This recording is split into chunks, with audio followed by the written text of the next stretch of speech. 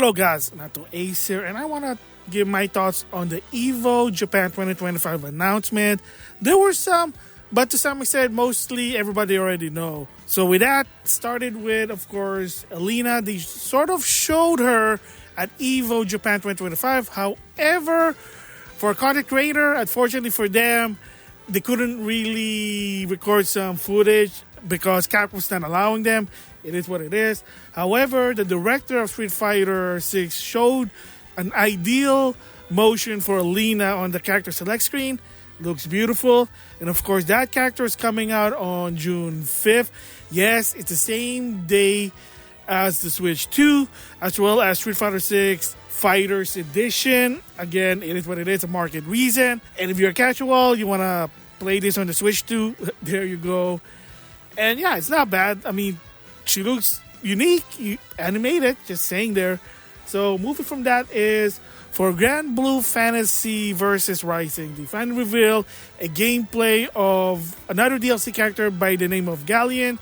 Again, I'm not really known for Grand Blue lore because they were anime, but that was it. There's a mobile game, but they refused to release it outside of Japan. The only exposure to some extent is just a fighting game.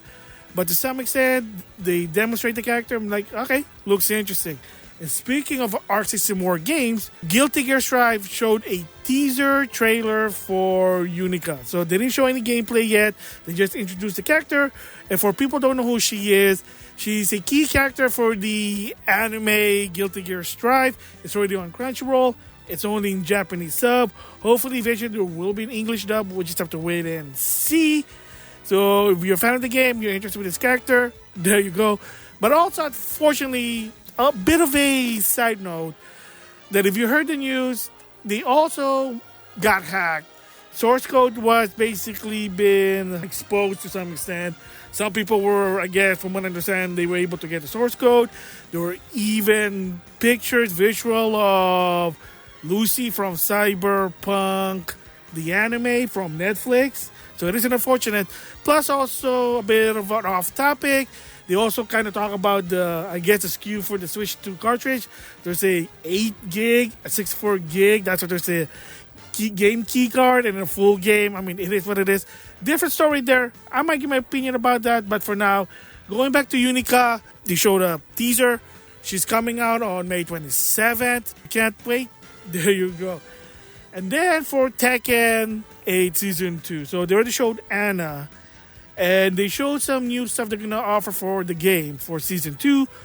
Some new doodads, new cosmetic stuff. It is what it is. Customize your own character. Have it to your, I guess, personality. That's what some people say.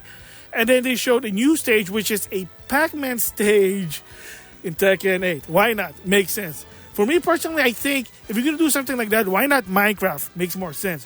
Or better yet, why not just do Kamurocho? But of course, Sega's doing Virtual Fighter 6 or the new Virtual Fighter game. I'll talk about that later. Then after that, they also revealed the next character for Season 2.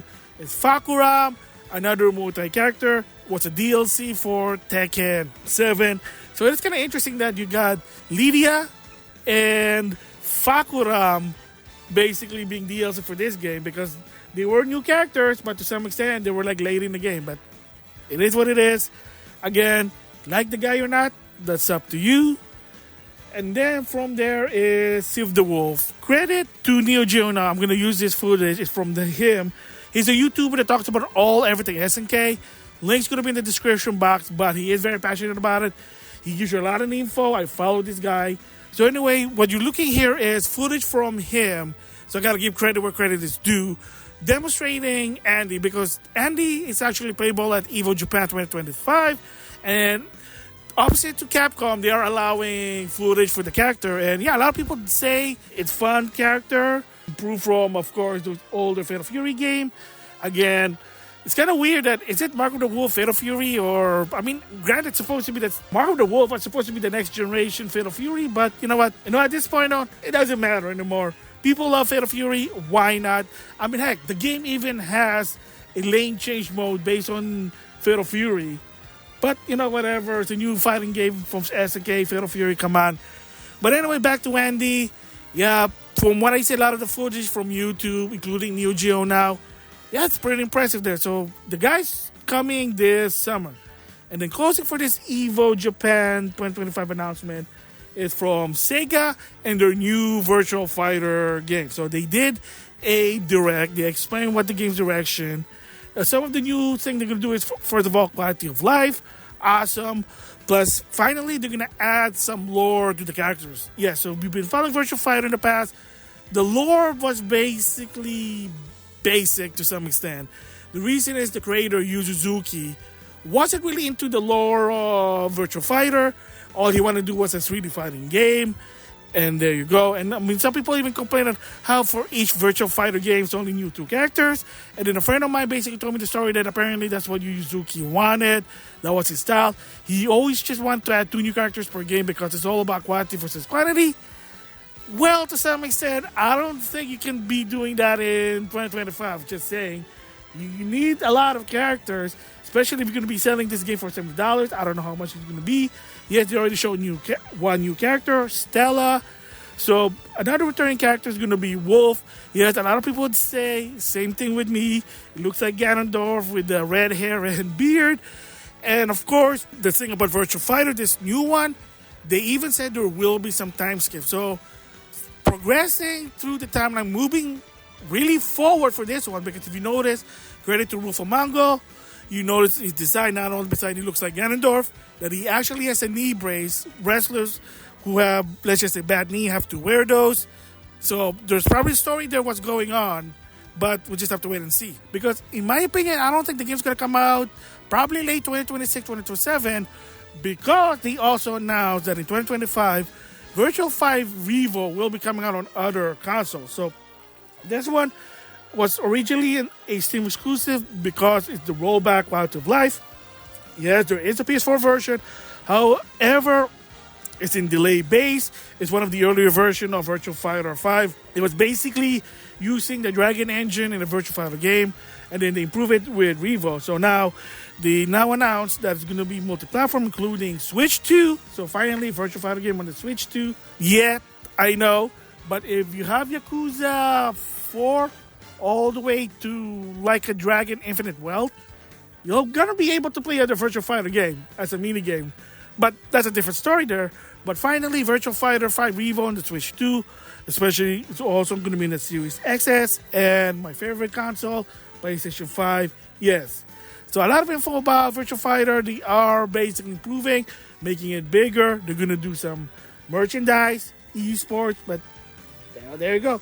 New improvement. It's kind of weird why it took so long, but some people theory basically is if you've been following Sega in the past, if you didn't know for a while, let's just say they weren't good, they were in the red, their Sonic games sucks, a lot of their games refuse to be localized because they think it's not going to sell, even to a point. Phantasy Star 2 Online wasn't even coming in the West. It wasn't for both Sony and Microsoft, persuading them and helping them with the funding. I mean, it was like for a while, Sega was in a bad situation to a point that they even cursed the Sega American fans, believe it or not.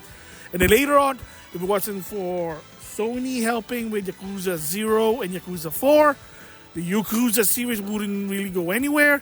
And then later on, finally, a lot of people were helping them, and they're now doing a different state.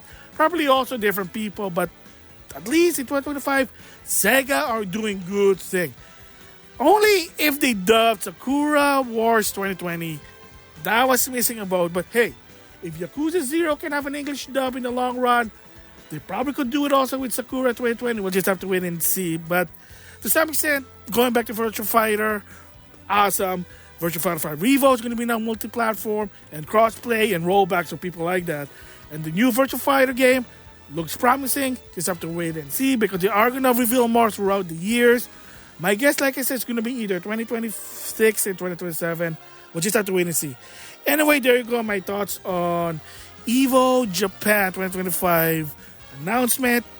Pretty interesting. And also, congrats to all the winners, especially Menon RD winning Street Fighter 6 EVO Japan. And of course, now he wants to challenge Daigo, but that's a different story there. So anyway, with that, I'll see you guys later.